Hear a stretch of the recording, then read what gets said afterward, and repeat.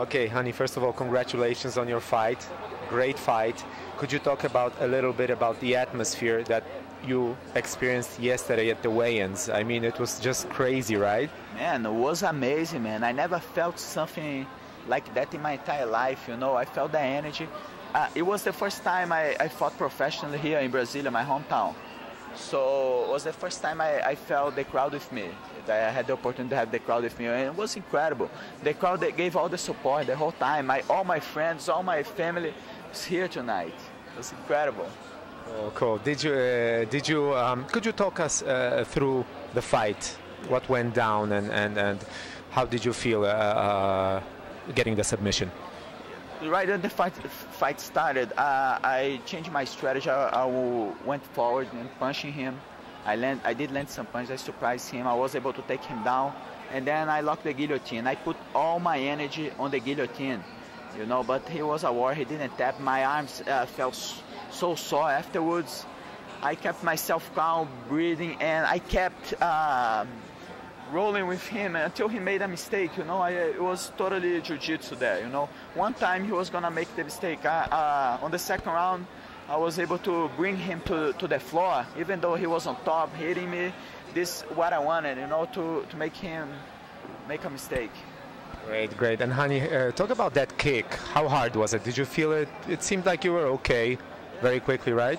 Man, that kick made the whole difference during the fight, because he threw a illegal kick on purpose, and he thought that I was gonna need time to recover. Fortunately, I was so prepared that right when I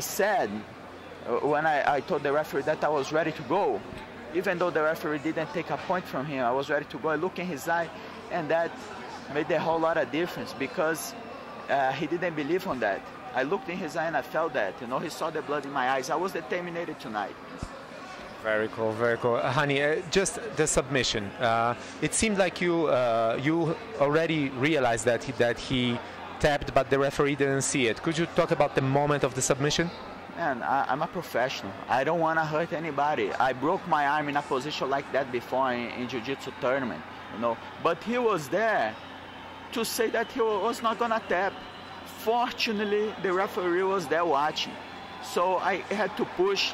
The UFC guys, they were kind of upset with me. They thought that I wanted to break his arm on purpose, but the guy, he was there to, I don't know, how do I say that in English, to pretend, exactly, yeah. He was gonna pretend that he didn't tap. That's his thing. In my opinion, Johnny Bedford, I wish him the best. He's a father, has 2 kids, wish him the best, but he's not a fighter. I have dogs in my house. Dogs who bark doesn't bite, you know. I came from a martial art lineage from that impose respect to the opponent, and impose calm, patience. That's why we learn martial art. He's not a fighter, man. Honey, did you get the chance to talk to Adriano Moraes, Miquinho, after his win? Man, all I can say is that we belong.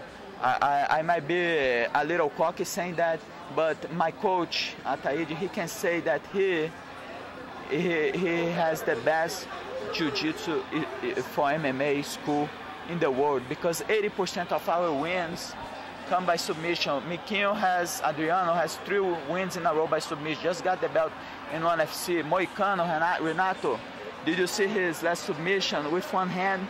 Of course, beautiful. And most of our, we have guys that they are 7-0 and 8-0, all by submission, you know. So we are one of the best. I'm not gonna be cocky enough to say that we are the best, but we're doing really good job putting jiu-jitsu in MMA. Great, honey. Congratulations on your win. It was a great fight. Thank you. Thanks. What do we really need in this life? I look at myself sometimes like it's not right. People out there with no food at